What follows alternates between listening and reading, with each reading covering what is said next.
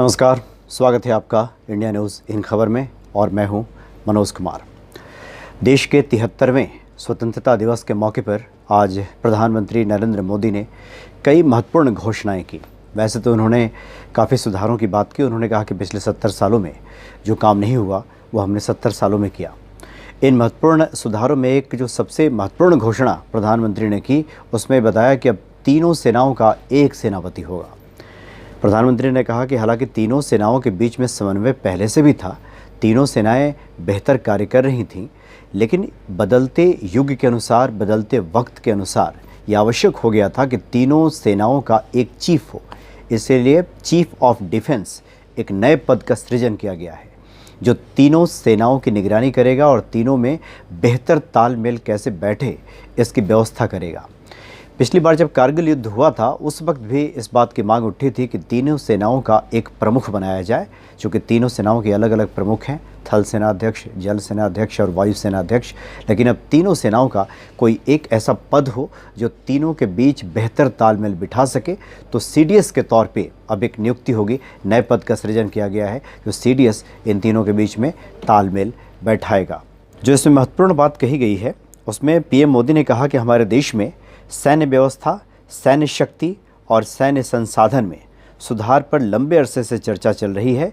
कई कमीशनों की रिपोर्ट आए और सभी रिपोर्टों में कहा गया कि हमारे तीनों सेनाओं जल, थल और नभ के बीच समन्वय तो है, लेकिन आज जैसी दुनिया बदल रही है, ऐसे में भारत को टुकड़ों में सोचने से नहीं चलेगा।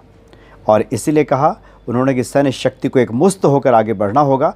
इसलिए चीफ ऑफ डिफेंस स्टाफ यानी कि सीडीएस की व्यवस्था की गई है और तीनों सेनाओं के शीर्ष स्तर पर एक प्रभावी नेतृत्व मिलेगा।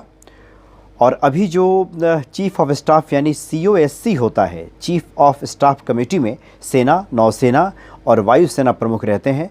सबसे वरिष्ठ सदस्य को इसका चेयरमैन नियुक्त किया जाता है और यह पद वरिष्ठतम सदस्य को रोटेशन के आधार पर रिटायरमेंट तक दिया जाता है।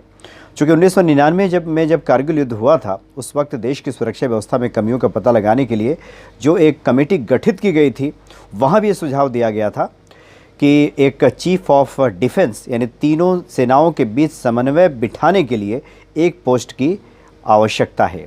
तो उसके बाद प्रधानमंत्री ने आज ये महत्वपूर्ण घोषणा कर दी कि तीनों सेनाओं का कहें तो एक सेनापति होगा और उस सेनापति तीनों सेनाओं का नेतृत्व करेगा, समन्वय करेगा, तालमेल बिठाएगा। हालांकि समन्वय पहले भी हो रहा था, लेकिन और बेहतरी के लिए कि हमारी सेना और बेहतर तरीके से काम करे, तो इस सीडीएस का जो पद है, ये काफ़ी महत्वपूर्ण घोषणा प्रधानमंत्री ने की है और आने वाले समय में इसका काफ़ी सकारात्मक परिणाम भी देखने को मिलेगा। चूँकि हमारी सेनाएँ बहुत मुस्तैद होकर समन्वय के साथ कोऑर्डिनेशन बिठाकर अब कार्य करेगी, दुश्मनों से लोहा लेगी, तो इस पर काफ़ी एक पॉजिटिव एक रिजल्ट की उम्मीद इससे की जा रही है। फिलहाल इतना ही।